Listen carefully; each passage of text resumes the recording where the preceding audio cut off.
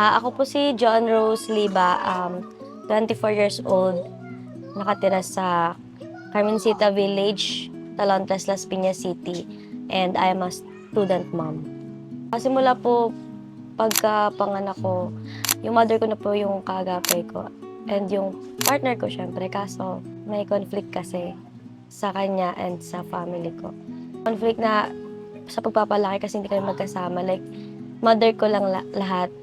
Kami, as a parent, sinusubok din yung relasyon namin. For 8 years, almost 8 years na.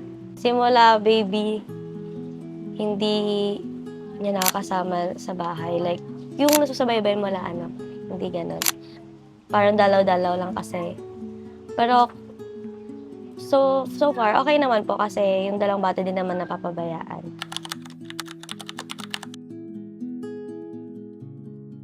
For moms po kasi, malaking tulong po siya sa amin kasi po, pag meron pong mga offer na libreng ganyan, libreng mga vitamins or kung ano pa po, parang napapagaan din po sa namin, sa gastos. Yun, alam po yung parang mapapatipid ka.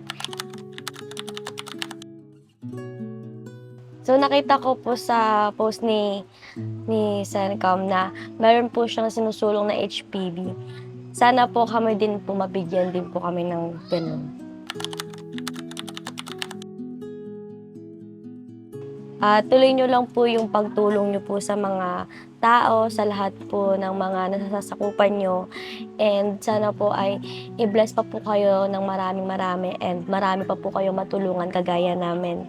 Ingat po palagi. Take care. Hello mga ka-moms! Gusto naming marinig ang inyong mga kwento. Baka ang kwento ninyo ang susunod na i-feature natin dito. Kung nais ninyong ma-feature, i-comment ninyo ang inyong kwento o magbahagi ng inyong journey bilang mommy.